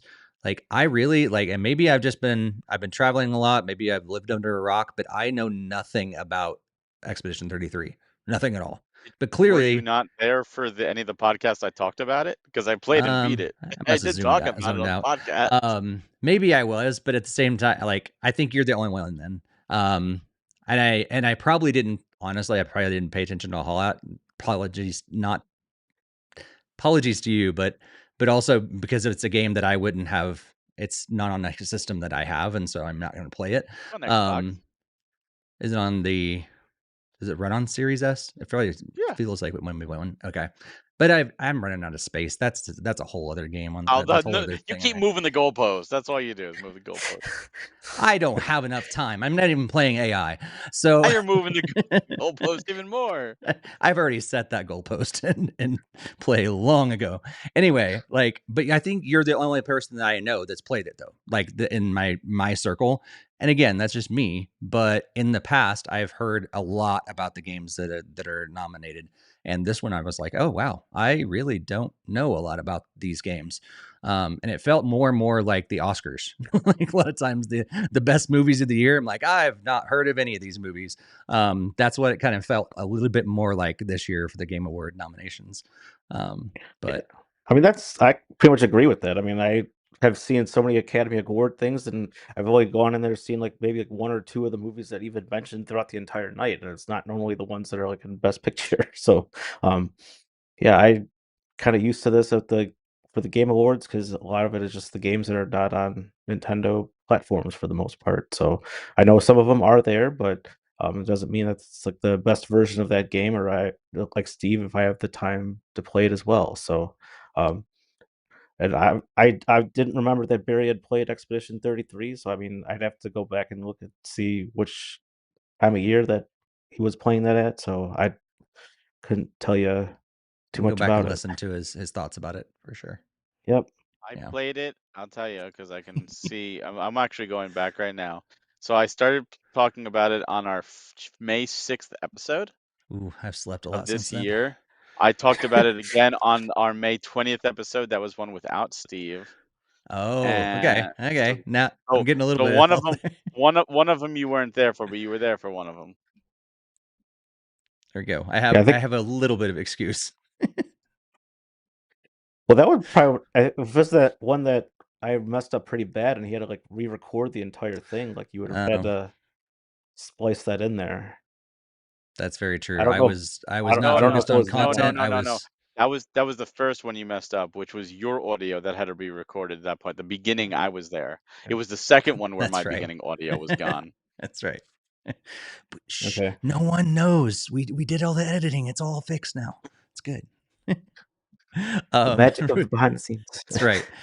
Real quick in the chat, it looks like New Place says, glad to see Donkey Kong Bonanza on the list for Game of the Year. Yeah, that was out of the blue, like because there was only one other nomination at that point, and then they get to the Game of the Year nomination. It's like, did I just hear that correctly? Like out of the blue, Donkey Kong Bonanza, which is cool, but and then Kajimi saying that she thinks she also doesn't know a whole lot about Expedition 33.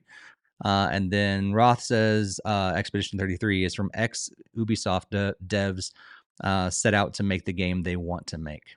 That's exciting. Yeah, it's So their yeah, first game Barry, at the your studio. thoughts? Like usual, there's a lot of snubbing going on. There's a lot of favoritism going on. It's just run rampant. Like there are so many RPGs that are worth getting into best RPG that aren't there, and I'm noticing if you look at the list, there's a distinct lack of Japanese style RPGs in the list. The only one being Monster Hunter, which is distinctly not a traditional Japanese RPG. Hmm. There's a lot of Japanese RPGs that are completely and utterly snubbed, and as an RPG fan, it breaks my heart to just see them not because they're so good. Uh, some of the other ones, The best adaptation is cool. Devil May Cry anime was really good. Best narrative. All right, I'm just gonna flat out and say it. Talk about snub. I'm sorry, but there's no way in hell, no way in hell that 100 line isn't there. I'm sorry. Mm. That narrative. You're talking I do narrative. remember you talking about that one. That game I've spent over 100 hours, and it's reading. It's Mhm. reading. It is a story. It is a narrative. That's its strength, and it is a better story than all of those games put up there combined. The fact that it's total snub, and you know why it was snubbed? Because the people who nominate in their little committee don't play those games No. because they only play the popular games, the ones that have traction. Because people aren't going to tune in to watch your big expansive show to talk about a game that no one's ever heard of. We're going to talk about the games that everyone's talking about, which is why the same games keep getting nominated over and over and over and over Mhm. again. And it's all a business, it's all money, and that's what sucks because then you can't take anything for seriousness. You can't be like, oh, they know what they're talking about, because they don't. They don't. Yep. There's Yep. no way in hell you could say that. And Mhm. and and I'm not saying 100 Line was a perfect story. It had its faults. Don't get me wrong, but it was a much better narrative. All these games, Ghost of Yotei had its faults, Clair Obscur, Expedition 33 had its faults. Of the five, those are the two I played, and I'm fairly certain the other ones did too have their own little Mhm. faults. Death Stranding 2 is there because it's Kojima, let's be honest.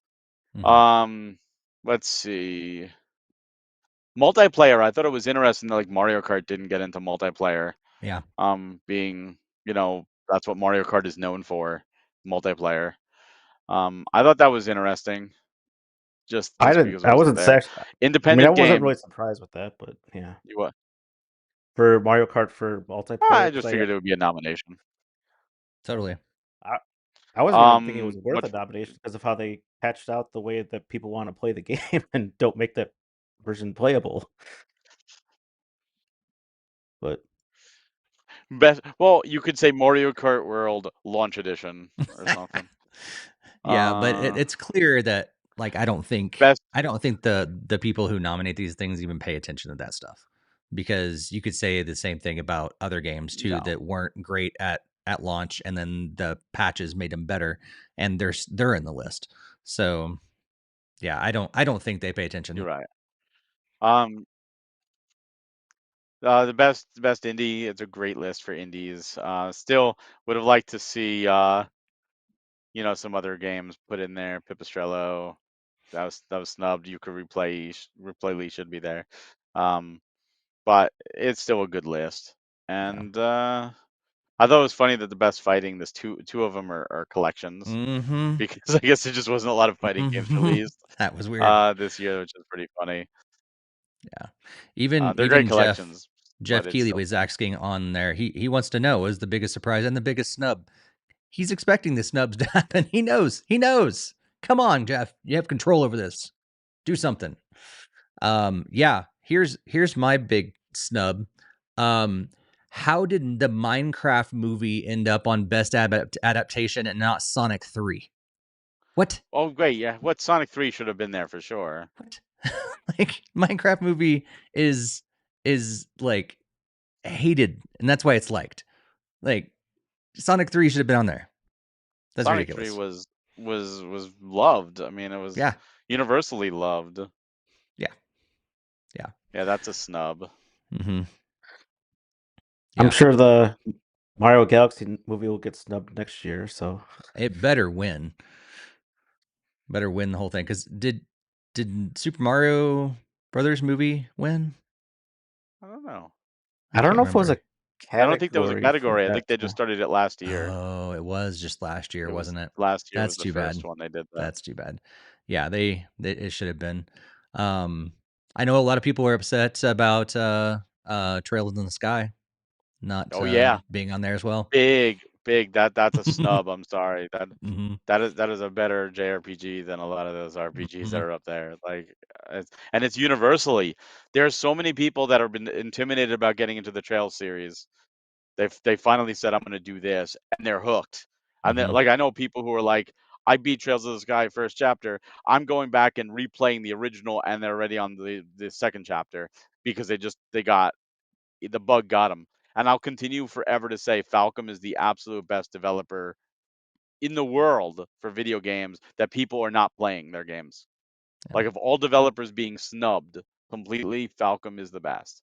Mm, And there was Ease. Ease didn't get a nomination either. There was an Ease right. release, not a Yeah. Well, and it single was thing. also weird this year too, because like Ghost of Yotai was nominated for so many different things, but not Game of the Year. And then all of a sudden, Donkey Kong, Donkey Kong Bonanza slides in there for Game of the Year, but was only nominated for Family Game, and that was it. So Which it's tells you weird, it's not winning. They're right? doing It it was just just so they can play the theme live yeah, and to make yeah, Nintendo happy because yeah, Nintendo's on the board. That's the only for reason. sure. Because a lot of times those lists are the same. Game direction and Yeah. Game of the Year are pretty much the same almost every year, and there's some differences this year, where like Expedition 33, Hades 2 are on both lists. Death Stranding 2 That's is on Stranding. both lists, but Silk Song's only on one. Kingdom Come Deliverance 2 is only on one. Split Fiction's only on one. So there's some differentiation between those two categories this year, which was unusual, I think, looking at past years. And it's also one of those weird things where when a game starts to sweep other categories and they're also up for Game of the Year, it's like it's going to win because it's Yeah. winning all these other Yeah. things. And I don't necessarily think Game of the Year means it's best in every category, because the what you deem as the best game of the year might have a weaker story than something else. So it shouldn't win best narrative. It might have a better story, but it could be weaker in action, or it could be not as good of a soundtrack. Hmm. Best isn't going to be best in every category. You just feel it's the best overall. But whenever there's a game that just starts sweeping every category, which usually happens with Last of Us, which was where I made my joke, it's one of those things where it becomes predictable. And Yeah. when you have an award show that's predictable, or anything that's predictable, it's no longer fun. Yeah. The Yeah. fun is the suspense of who's going to win, what's going to happen. Yeah. And when you have one of these games just nominate, and it's like, and when it's like, oh, this one's up here, and they've also won this, and they don't even give you the nominations for those other categories. They're Yeah. just like, yeah, this they just swept it Yeah. all. Yeah. It's no fun. No one cares. Yeah. So we know that Expedition 33 is going to win them all. Um, Good but chance. I'm with you. Like I like the idea of the best game direction really going to maybe one of those that really is like the best game that's out there. But the game of the year, maybe the game that actually is just taken over. Like people can't Yep. help but play it. It is getting played and talked about all over the place. It may have some faults, but it has taken over the gaming world. That should be game of the year. Which is why in 2020, Animal Crossing totally should have won. It was Exactly. nominated, but it Yeah. totally should have won. Yeah. Yep. Because it was the game of the year. It Like was. It in saved people's definition, lives. No the other game game did of the that in that year. sense. Yeah. Yep. Yep. New Plays as well says the game of the year is the game I enjoyed playing most throughout Yeah, the year. Exactly. absolutely. Yeah. Get best game direction. Give that to the one that is technically the best and all the different categories and made it work and everything. Great direction. 100%. Yep, Give that to the best quality game. But game of the year, which one dominated the gaming world this last year? exactly. Greg, I'm But kind sorry, of we surprised have like been that. dominating the conversation. What are your thoughts? I was kind of surprised that Donkey Kong Bonanza got snubbed for best narrative and like best game direction, best art design because like they remodeled DK, so it's like its first remodel full on appearance. So definitely a lot of drops where balls were missing that dropped in those courts there because because the easily majority could of have. people on the council that decide this play like maybe 5, 6 games a year. They only play 5, 6 games a year because those are the same 5, 6 games that keep getting nominated. They don't play the other ones. They Yeah. don't. Yeah. Yep. And you know what? I can't fault them 100% because there's 1,000 games that come out every year. You can't play everything. Oh, yeah. But maybe, just maybe, you should do some polls of people, see some other games that aren't included, and then look into those games. Mhm. Look into see, hey, there's a ton of people recommending this game and I never even heard of. Maybe there's a reason for that. Let's Yeah. look into that. Because if a million people love one game, but they're not on the list, and you're on the list and you've never even heard of that game, you're not nominating that game. Great. So those million people just completely get snubbed. Yeah. Well, I mean, I guess it's like the Oscars and things like that too. You have to lobby for your movie. You have to lobby for your game. If you have the money to be able to get it in front of people, it may get noticed. But if you don't have that money and you're not willing to do that or whatever, then you're probably going to get looked over, which is unfortunate. But I think it is one of those things that just happens because there's so many out there. The saturation point is so high. So like how does one, like I'm 100% behind what you're saying, but yeah, like how do we actually get a game show that is a game award show that's going to really represent all of the huge gamut of video games that are out there? It's easy. All you do is instead of having a committee to nominate things, you have people nominate, and then you have a committee vote on based on the top 5 or 6 nominations. And you know what? If the committee hasn't played any of them, that's their job now.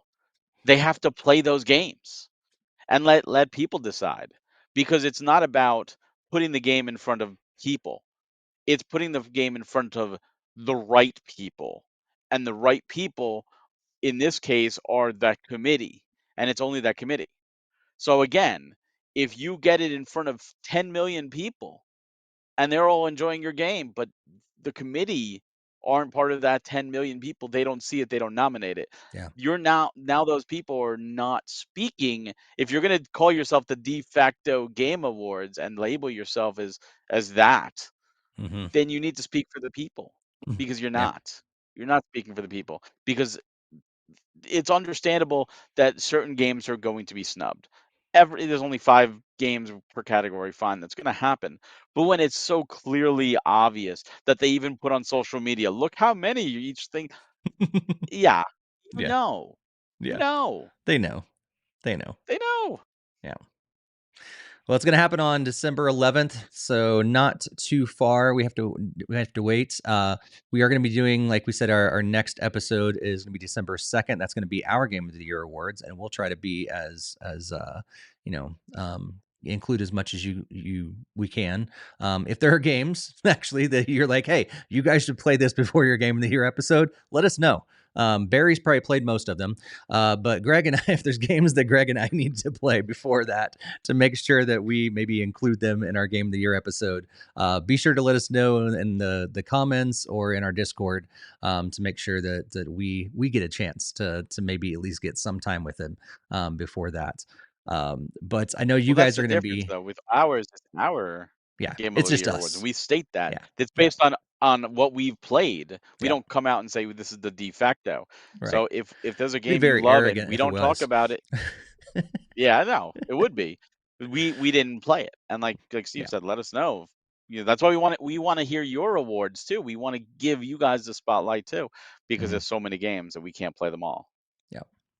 And you guys are going to be, I believe, doing another episode after that. I won't be there, but kind of mostly, I'm guessing the content of that episode is going to be kind of recapping and reacting to the Game Award winners. So make sure you check that out.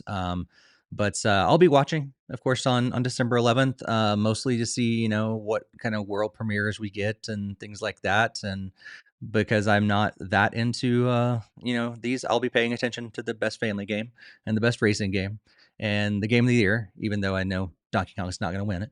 But I'll be paying attention to those, and the rest of it will be, world premiere. See if we get any new fun things from, Nintendo. We haven't in the last couple of years, but who knows? So Yeah, they've been pretty lackluster with they their Game have of the ever since Year. Reggie You know, retired. We haven't seen that. yep. Let's move on to our last main category, and we're going to hit this pretty quick. But we are on the verge of not only the Game Awards, our Game of the Year awards, but we're also on the verge of another Black Friday. So lots of different deals that are going on out there. I want to just share some of the deals that Nintendo has announced, because there's actually quite a bit this year. And yes, there is a Mario Kart bundle. It's a new bundle because it's a Mario Kart World bundle, but there is a Mario Kart bundle that already existed anyhow. All three of us got it at launch. But anyway, so they're going to have lots of different sales at the San Francisco and New York stores. They're going to have exclusive winter collections there in terms of their merchandise.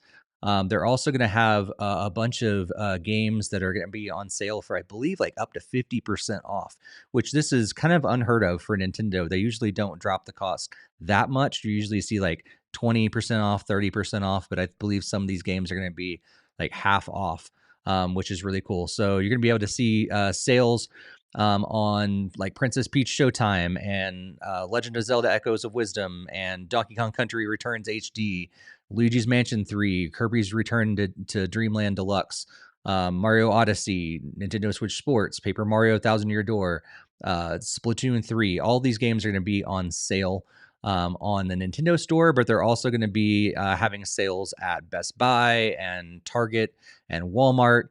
There's also going to be a game truck, the Walmart tour. So maybe you'll actually be able to check out the holiday tour for the game truck as well at your local Walmart. So all this stuff is going to be available at Nintendo.com. You can check all out of those details. But I'll go ahead and like scroll. If you're watching the video version, I'll scroll the Best Buy and Walmart and Target deals and stuff like that. Put them on the screen.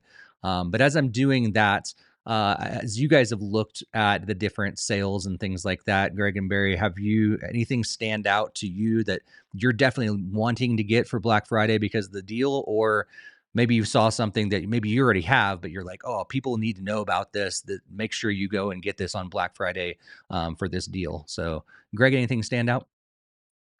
Pretty much most of the titles that do have the bigger sales are ones that I've already played, so I don't think there was anything really in particular that I was going to be looking to get like this season. So pretty much if you haven't played some of these games, you probably definitely want to be sure to check them out, especially while they have this limited time sale. And like basically that obviously includes like Super Mario Odyssey and like Breath of the Wild, Echoes of Wisdom or anything like that. That's not always on sale like year round. So those are a great time to pick any of those up if you want to add those to your Switch 1 or Switch 2 library. So, yeah, and then obviously if you're there, you can obviously pre-order Metroid Prime 4 because that will be coming out a little bit before Christmas, but not in time for Black Friday and other things like that that you can also check out. And obviously with the Age of Imprisonment as well for the Hyrule Warriors that we were talking about at the top of the podcast too is just came out in the last few weeks here too, but that one's out on sale, unfortunately, because Nintendo doesn't follow the Ubisoft way of pricing things, so it doesn't release and just it drops down in price after like a month or so. Nice. Barry, anything grabbing your attention? Not really. I mean, there's a lot of games like Greg mentioned. Mainly we already have, because we got into play when they came out. But I'll say like if you are just getting into the Switch ecosystem and maybe you skip the Switch, maybe you got a Switch too. There's a ton of great games that you could just enjoy on. And even if you had another ecosystem, like a PlayStation or Xbox, you probably missed out on the Nintendo offerings. In which case, oh boy, there's so many good Nintendo games that you can just have fun with. So just pay attention, bang for your buck kind of deal. But just get what you want. That's the important thing. If you say, "Wow, these games are $10, but I'll never play them," put that towards a game you will play, even if it's more money, because there's just not enough time and there's so many games. Just focus on what excites you. And if you want recommendations for specific games, one of the things you could do is use this very own podcast, because at the start of every single one, we talk about what we've been playing and our thoughts.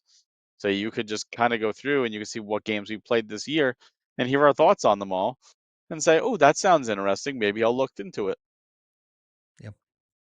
Yeah, one of the games that I've been looking at and considering actually is I think NBA 2K26 is on sale for like half off, like on all Yeah, I platforms. saw that. I was like, that's crazy. Like they're already marketing it down. It's not been out that long.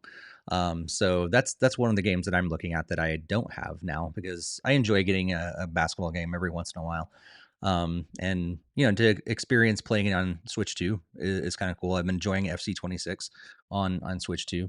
But yeah, I think what you guys have said as well, like there's so much good content out there, and the fact that Nintendo is dropping their prices on quite a few games is great. I mean, to look at it, even Splatoon 3, if you don't have it, maybe the time's to jump in because it's only $30 during their Black Friday deal. Or games like Echoes of Wisdom, fantastic game, $40. Or Donkey Kong Country Returns HD, Luigi's Mansion 3, fantastic games that Nintendo themselves are dropping quite a bit. But also so cool to see that they're partnering with a lot of other stores and stuff out there as well. So yeah, I would love to if any of you guys do jump into the game truck at your local Walmart and you're able to see that, send us pictures, see what that's like. I haven't checked out the exact list of participating stores, and so I don't know if it's coming near me or not. But if it is, I might try to jump over there and see what it's like, even though they're probably going to be playing. Yeah, I think it's Mario Kart World. So I'm like, I've been playing that for months, but it's still kind of cool to have those kind of experiences. So, so yeah, make sure you check out all that. We have a dedicated channel in our Discord for holiday deals, and so if you've not jumped on our Discord, that's another reason to jump over there.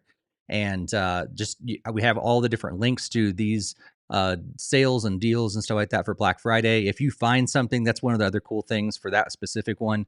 If you find a really cool deal, throw it in there for the rest of our community to find as well. Like if you all of a sudden you see like a really hard to get amiibo and such store has it on sale, like throw it in there.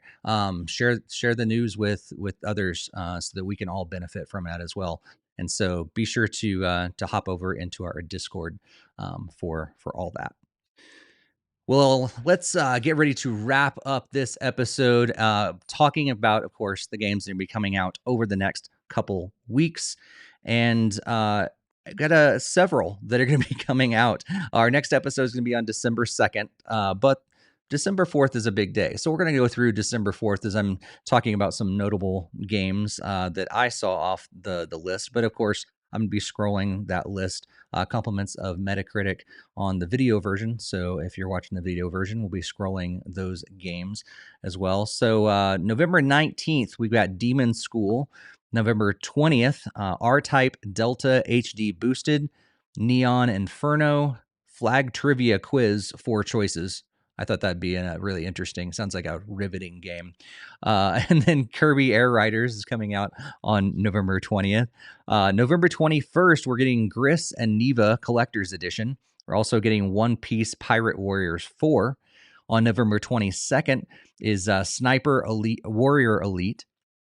November 25th is Fear Demic Horror Bundle, which I thought would be right up Barry's alley. And then November 26th is Detective Instinct Farewell, My Beloved. November 27th is a big day.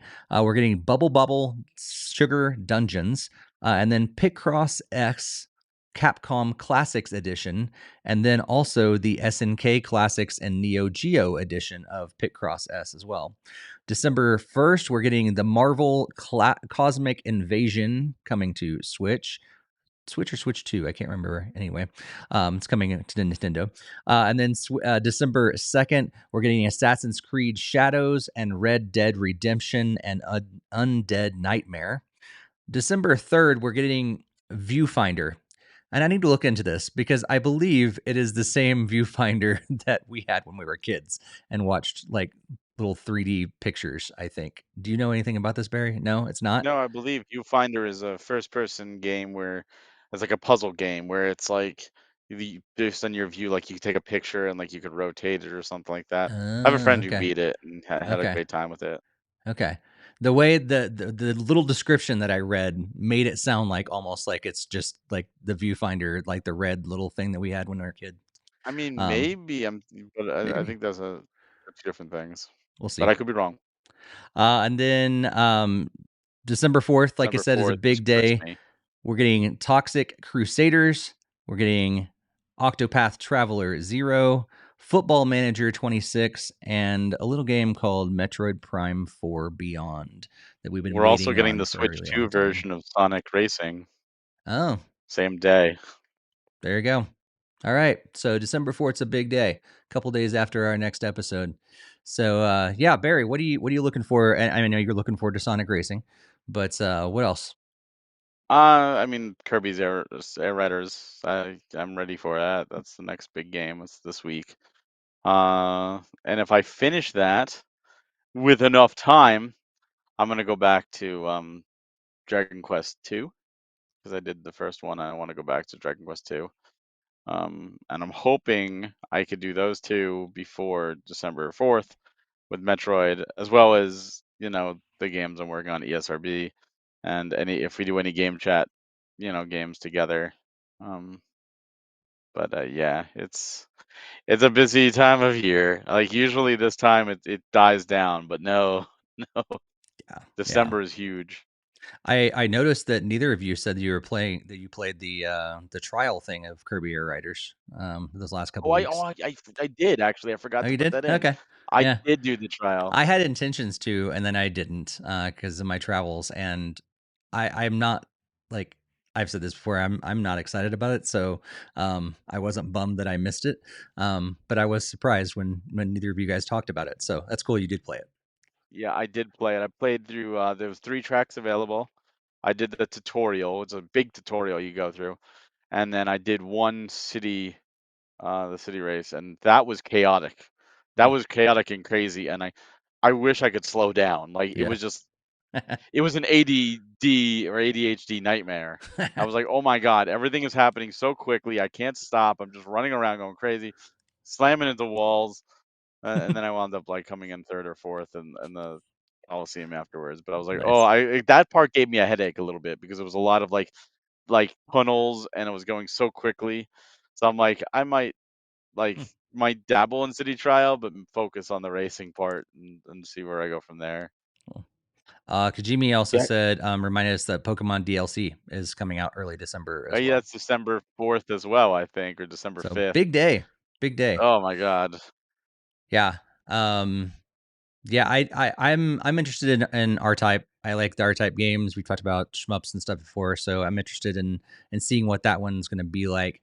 But then like Marvel Cosmic Invasion, I've been Yeah, that's interested good. in for a while, but I'm still hesitant a little bit on it. So may or may not be grabbing it at the beginning. And I want to look more into Viewfinder. Not See because I want to if we buy can it. get I review just want to codes, learn more Steve. about it. I should see if we can get a review code for Viewfinder. It'd be great. I was saying Marvel as well. Marvel. Oh, okay. I Cosmic thought you were Invasion. saying Viewfinder. It'd be great. But yeah, Marvel Seems would like be I've already great sent out the if. request for Viewfinder. Yeah. I sent that one out. Oh, right. Yeah, Marvel game too, but also Viewfinder. Uh, and trivia quiz, flag trivia quiz. That one sounds really exciting. You did give us the hidden object game. Greg, what are you gonna be playing? Boxes.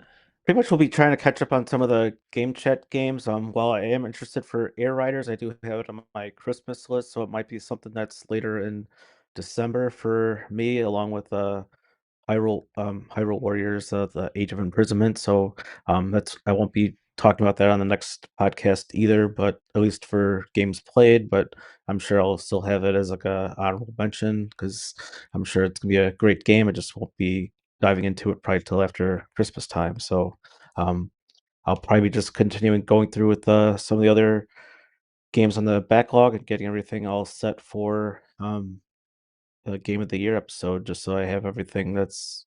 I want to make sure that I played everything that I'm hoping to nominate for majority of the categories outside the non-Nintendo platform category.